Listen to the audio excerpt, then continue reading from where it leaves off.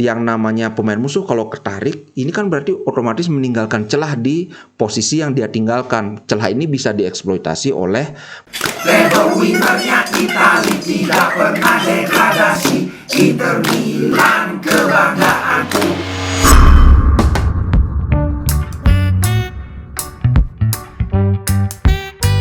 Halo Sobat Ngomin, apa kabar? Kembali berjumpa dengan Ngomin.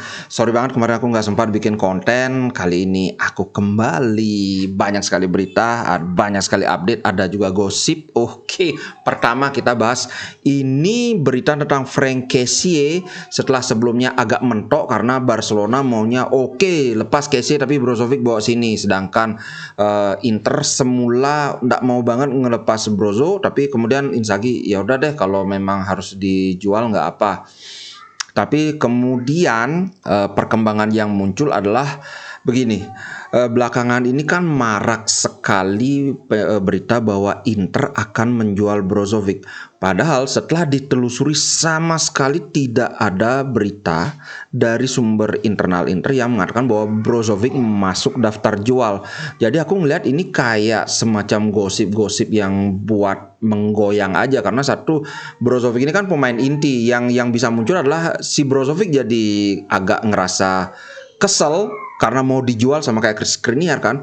Dua, ini memungkinkan ada kayak percik nggak enak antara Brozovic dan Hakan, karena kan si Brozo merasa kesenggol. Wih, sekarang ini anak baru tahu dia main jadi regista. Makanya aku yakin banget ini tidak lebih dari gorengan media saja. Faktanya memang nggak ada niatan Inter menjual Brozovic, kecuali kalau ada tawaran yang masuk yang jumlahnya signifikan ya, karena kita tahulah Inter kondisi keuangannya itu lagi jelek. Kalau ada yang tawaran duit bagus, sempaknya sang juga akan dijual. Cuma kan ada beda dengan kalau ada tawaran masuk dipertimbangkan dengan memasukkan pemain yang bersangkutan ke daftar jual. Kayak Skriniar itu ya udah mau tawar berapa. Itu beda banget situasinya. Nah, untuk Kessié ini Barcelona kan dapatnya gratis. Kalaupun dijual mungkin harganya berkisar 30-an juta.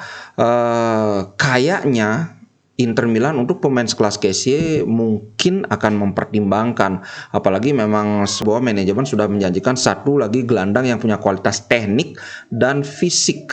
Karena misalnya kita lihat Mkhitaryan, teknik oke, fisik memble. Calhanoglu teknik oke banget, fisik ya rata-rata. Tapi kalau fisik yang sekelas dengan Brozo, yang sekelas dengan Barella, ini memang kita tidak punya sama sekali. Mungkin Aslani, tapi Aslani dari segi jam terbang belum siap pakai. Itu soal Kessié. Kita lihat aja kalau ini apakah gorengan media lagi. Tapi yang jelas memang Kessié sudah nggak betah di Barcelona. Dia jarang banget dapat main. Saingannya memang sekelas De Jong aja jarang main juga kan.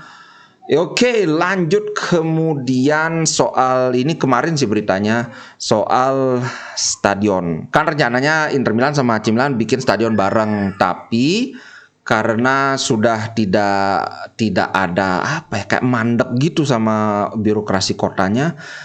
Konon AC Milan udah ngotot, udah mau bikin stadion di luar kota Milan sendiri-sendiri. Ya sekarang kan ceritanya Milan ini situasi ekonominya lebih baik daripada Inter. Jadi ya di atas kertas kan Inter yang kelimpungan. Waduh gimana nih partner bikin stadion sekarang pingin bikin sendiri gitu. Tapi menurut Fabrizio Biasin ini justru bagus.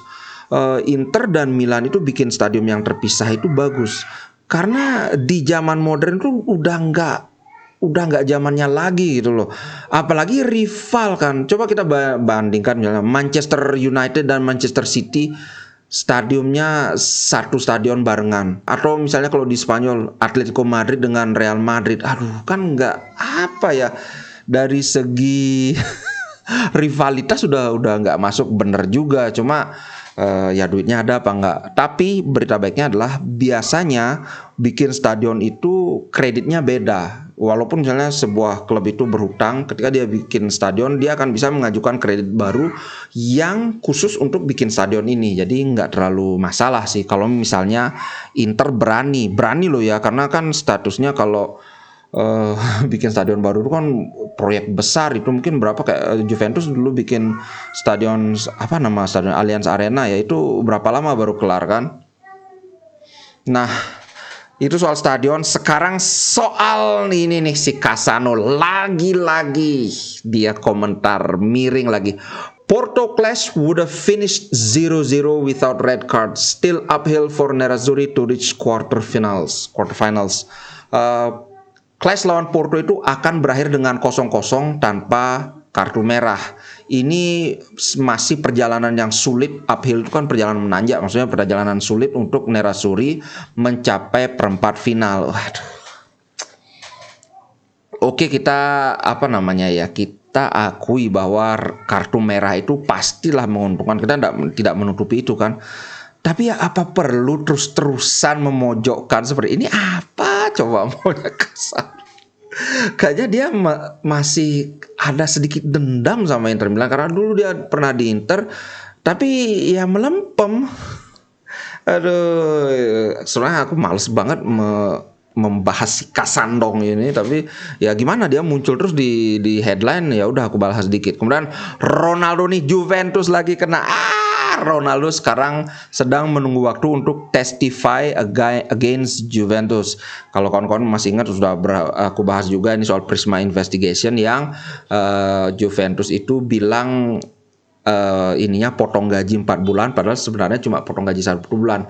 Yang 3 bulan itu dijanjikan akan diberikan kemudian. Nah, Ronaldo sekarang dia udah main di Al Nassr.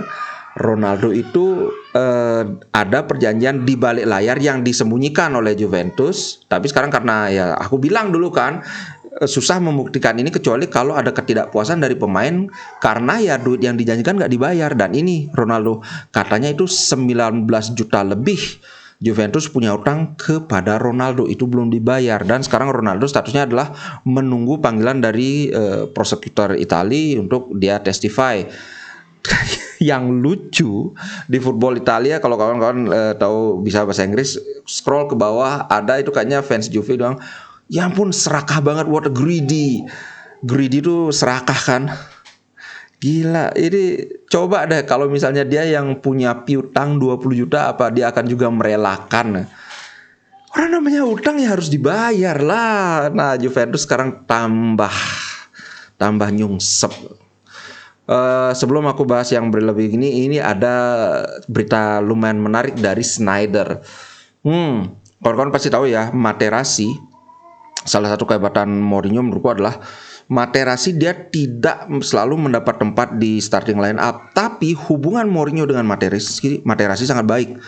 Nah, sebelum final Liga Champion yang kita treble itu, si Mourinho kasih amplop kepada Materazzi. Ini Snyder ya lo yang ngomong, bukan aku yang ngomong.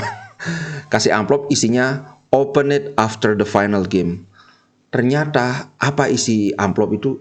Itu adalah prediksi skor akhir pertandingan lawan Bayern Munchen, dan itu bener 2-0.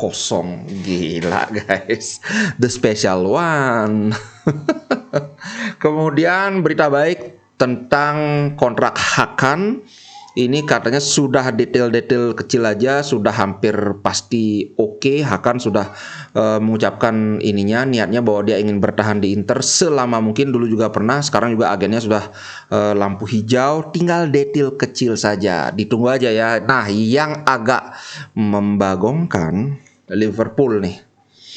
2 pemain Inter sedang diincar Liverpool. Bastoni, yang kawan-kawan pasti tahu, Bastoni ini sekarang sedang negosiasi perpanjangan kontrak tapi belum kelar. Cuma Bastoni sih bilang bahwa dia fans die hardnya Inter, sama kayak Di Marco. Tapi kita lihat, nah sekarang Liverpool mengincar Bastoni nih.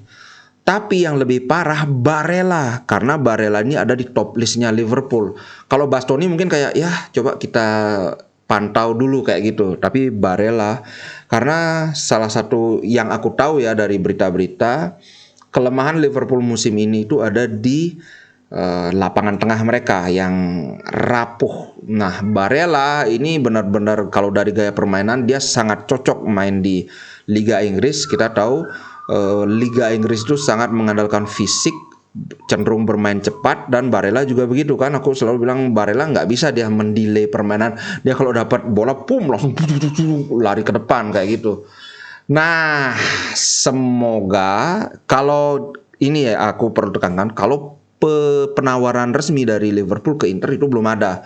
Tapi ini sumbernya dari internal Liverpool, dari Gazeta.it. Memang Barella ini masuk dalam top list incaran mereka. Cuman bagusnya adalah kontrak Barella dengan Inter itu berakhir baru 2026. Jadi kalaupun misalnya terpaksa sekali dijual, ini bakalan mahal kayak Lukaku dulu. Sedangkan Bastoni sampai 2024 kan. Makanya Inter sedang berjuang biar nggak keceli lagi kayak kasus Skriniar gitu bro. Nah kemudian nih tadi sudah sempat aku bahas soal Brozovic. Kenapa Brozovic ini pernah dikomentari sama siapa orang yang bilang Inter ingin loh ya, ingin menjual Brozovic itu nggak ngerti sepak bola karena tidak ada keinginan untuk menjual. Tapi aku juga tidak menutup kemungkinan kalau ada tawaran yang menarik ya kemungkinan pasti dilego juga kan. Masalahnya adalah sekarang di pertandingan kemarin lawan Porto kelihatan Mkhitaryan ini kelelahan. Kemudian Barella juga sebenarnya kelihatan agak lelah walaupun dia terus berlari, cuma ya kalau namanya orang udah lelah kan mulai kelihatan sentuhannya mulai meleset, tidak sempat mengawasi kesana kemari. Hakan juga kemarin kan 90 menit dia main, kelelahan juga kan. Bukan diganti Gagliardini apa gimana lupa aku. Pokoknya kalau terus mengandalkan 3 ini ya bisa sama kayak tahun lalu jadinya. Kelelahan. Ketika kelelahan penampilan menurun. Nah sekarang kalau ada Brozo berarti ada 4 tokoh di lini tengah untuk memainkan 3 peran. Ini adalah sesuatu yang ideal menurutku. Itu bro. Jadi kalau ada spekulasi bahwa manajemen Inter ingin menjual Brozovic itu aku setuju dengan katanya wartawan tuh nggak ngerti bola. Kemarin lawan Porto kan terbukti ketika Brozo masuk, lapangan tengah kita jadi ingat gimana lapangan tengah Inter musim lalu yang bahkan kalau kita adu lini tengah aja ya, lini tengah Madrid pun kita bisa imbangi loh. Ingat waktu itu ada masih trio Casemiro, Modric, Kroos. Menurutku trio terkuat di dunia saat ini itu trionya Real Madrid, Casemiro, Toni Kroos dan si Modric ini, tapi kita bisa mengimbangi lini tengah kita. Nah kemarin tuh kelihatan saat lawan Porto. Itu sih bro menurutku. Nah kemudian yang berikutnya adalah Onana. Berita baiknya adalah kemarin ketika dia ada perselisihan dengan Dzeko, immediately atau segera setelah itu mereka sudah baikan. Bahkan saat pertandingan berakhir itu mereka udah pelukan gandengan gitu, udah nggak ada masalah. Nah sekarang yang jadi masalah adalah karakter Onana. Karena satu dia itu pemain baru pak. Ini baru 1 musim ini dan dia baru saja jadi pemain inti. Kan sebelumnya masih Handanovic. Tapi dia punya temper yang sangat meledak-ledak. Tidak ragu-ragu untuk marah-marah ke pemain lain. Jangankan Dzeko bro. Dzeko ini kan cuma baru musim lalu join Inter. Skriniar aja dimarah-marahin sama dia. Nah ini terus terang seperti pisau bermata dua sih.